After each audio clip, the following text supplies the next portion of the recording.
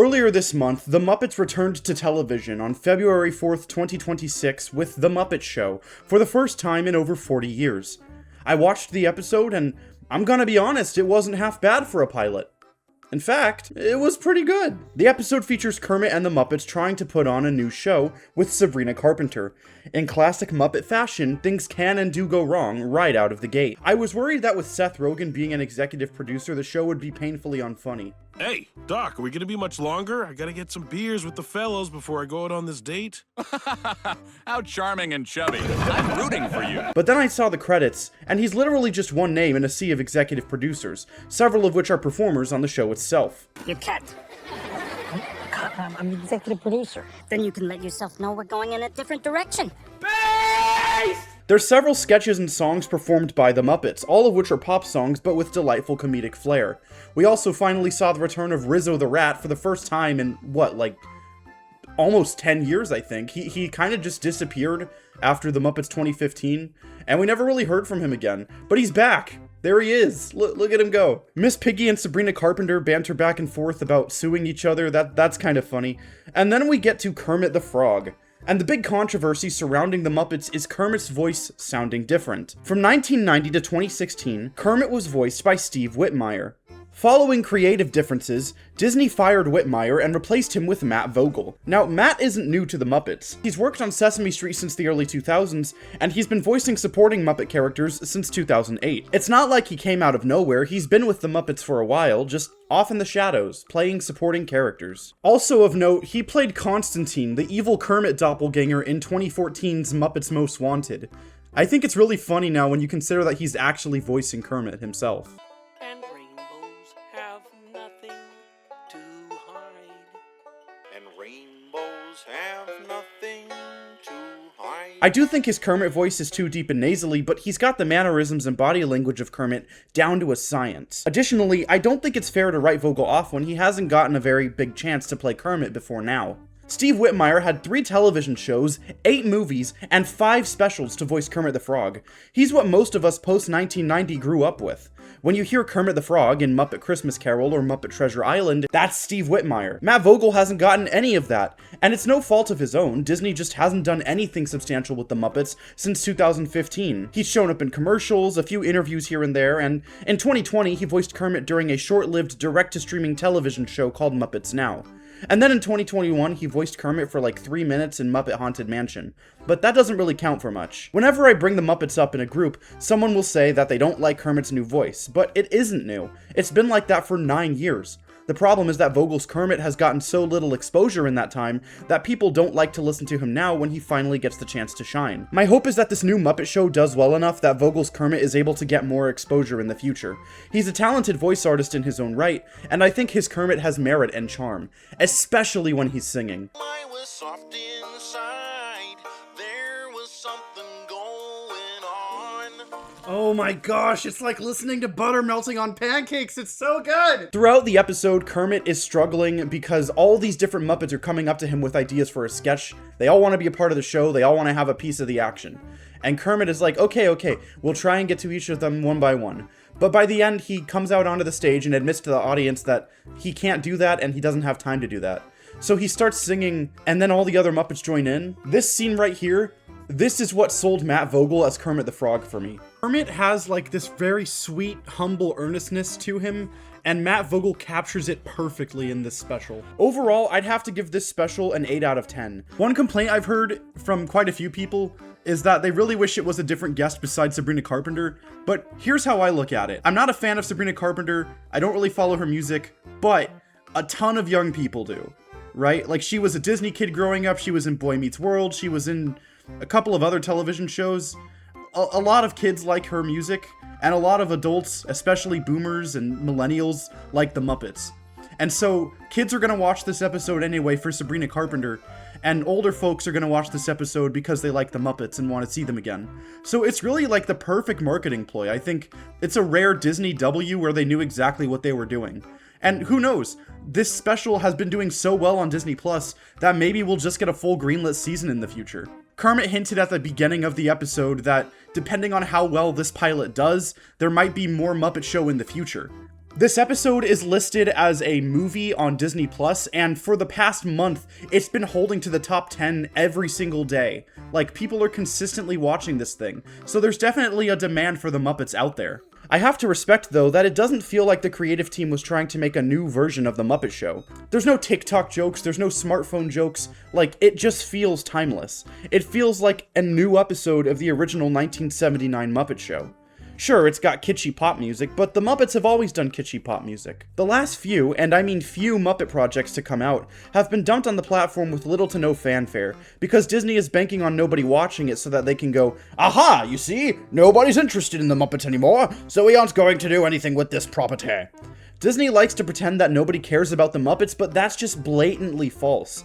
Last year, Disney Parks closed Jim Henson's final contribution to the Muppets before his passing, Muppet Vision 3D. During the final day of its showings, lines in the park were miles long, as hundreds of people rushed to get one last viewing of the show before it closed. My hope is that we can prove them wrong, and that they'll see the Muppets deserve to be in more again, be it interviews, television shows, or movies. Speaking of which, I've been rewatching all of the Muppet movies with my brother and sister, and I noticed something bizarre. Here, check this out.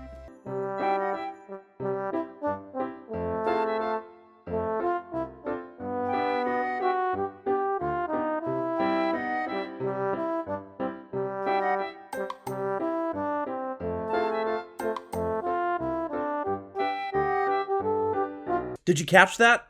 When looking through the credits of some movies, the Muppets are credited as themselves. Kermit the Frog as Bob Cratchit, Gonzo the Great as Charles Dickens. When you go to the most recent movies on Fandango, none of the actors who voiced the Muppets are credited. Kermit the Frog even has his own IMDb page, where he's listed as having appeared as himself in over 75 talk shows and interviews over the past 60 years. In a recent interview where Emma Stone discussed her and Jennifer Lawrence's in-development movie centered around Miss Piggy, she was asked if either of them would be portraying the iconic pig. First of all, that is the biggest insult to Miss Piggy I've ever heard, and I will not have her name dragged through the mud like I'm that. so sorry. Why would I play a literal star? Are you out of your mind? Miss Piggy is playing Miss Piggy. I'm so sorry. That was rude. The Muppets' last major foray into television in 2015 was an office-style mockumentary series simply titled The Muppets. It featured a documentarian following around Kermit, Miss Piggy, and the rest of the Muppets as they put on a late-night television show. It portrayed a more adult side of the Felt performers, showing their love lives, careers, and daily interactions with Hollywood workers and actors as if they were real people. For all intents and purposes, the longest-running joke in Hollywood has been that the Muppets are, in fact, real people, real actors with personal lives and careers. We are all the children of necessity and creativity. Oh, that made my head hurt. You guys could just, excuse me just a sec.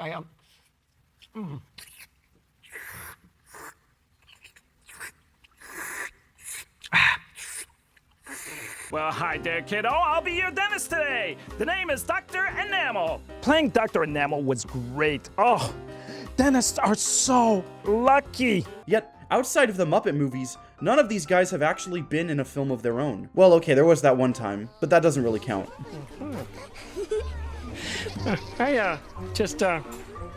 Shopping.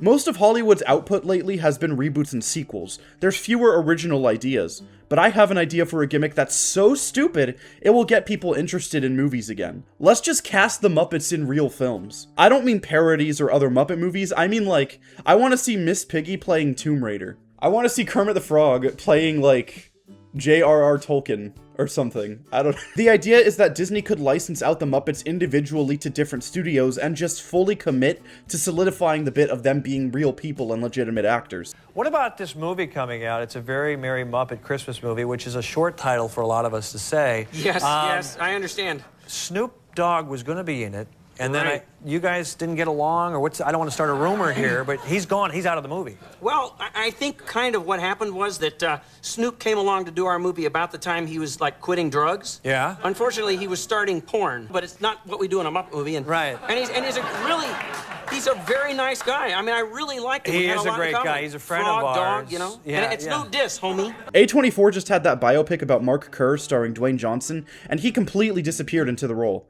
Imagine you go to see the latest A24 biopic tragedy about Abraham Lincoln, and you sit in your seat with popcorn, and Lincoln is being played by Sam the Eagle. Everyone knows who the Muppets are. Jim Henson wanted people to see the Muppets as real people. So Brian Henson and Disney should start the Muppet Talent Agency.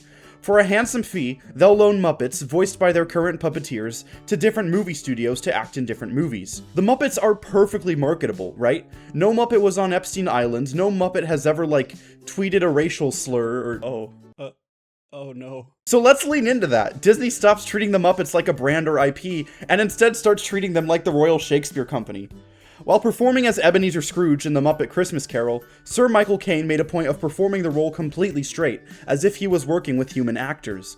Him being the straight man in a sea of Muppets worked so well because of the sheer absurdity of emotions contrasted between Caine and Kermit. Imagine you go to see a noir detective film, and Scooter is playing the murderer, but everyone is treating him like a normal actor. They're not doing any meta wink-wink jokes at the camera. They're not like, haha, isn't it funny that Scooter is playing a murderer? We know it's funny because the actors play it completely straight. MGM is looking for the next James Bond? How about Ralph the Dog? I'm being completely serious, by the way. American actors have played Bond before. Let's add Ralph to the list.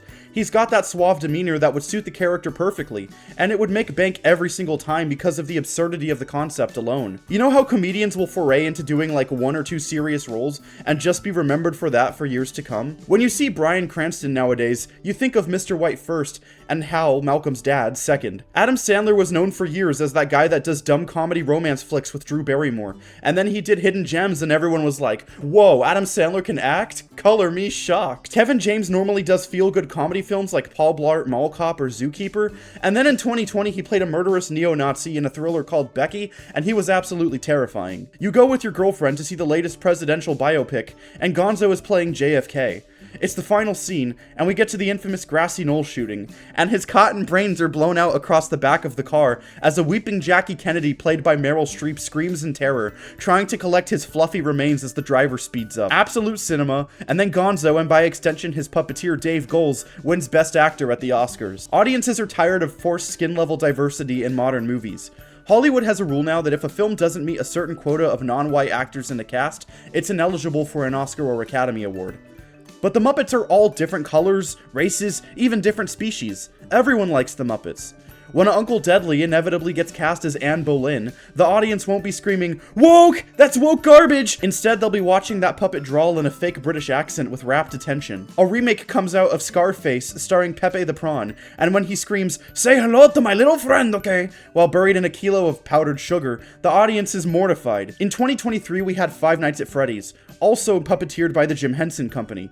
The animatronics themselves never speak, but they have distinct enough personalities that you grow attached to them.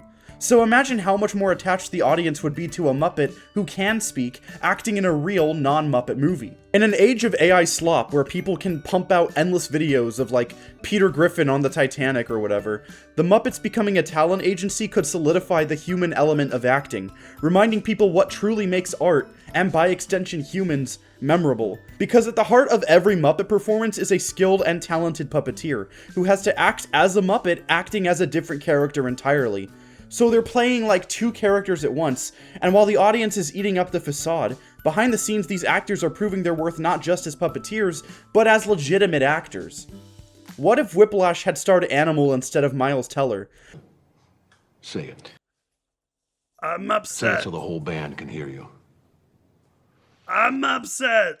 Louder! Upset! Louder! Upset! Upset! Say it louder! Upset! Then the film becomes even more investing, because for the first time this wild, chaotic drummer is forced to reel back as he gets browbeaten into submission by J.K. Simmons. You sit down to watch the latest Scorsese epic, and it's a 4-hour adaptation of Grapes of Wrath, starring Sweetums as Jode.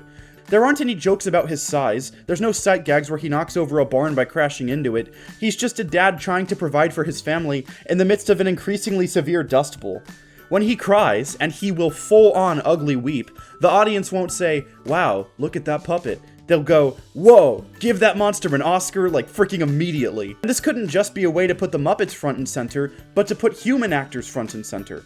Let's say you're an up-and-coming new performer, and you've just gotten your first big break as the lead in a 20th Century Studios drama. The role requires range and discipline, and if you can pull it off, you'll be cemented as a household name. But to add further difficulty and challenge to the role, your foil is a Muppet. So now you have to keep up the act without breaking, whilst bouncing off of Camilla the Chicken. People will see the Muppet, yes, but they'll more so respect and want to see more of the actor who had the chops needed to play completely straight against a Muppet. We've spent 15 years wondering why the Muppets haven't come back. The answer is that they never left. We just stopped giving them the scripts they deserved. It's time to stop putting them in Muppet movies and start putting them in films. And his cotton brains are...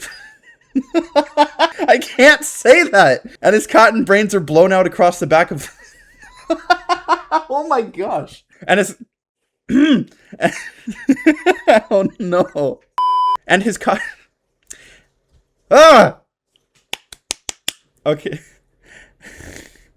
And his cotton brains are blown out about... Bleh. And... I can't say it without laughing.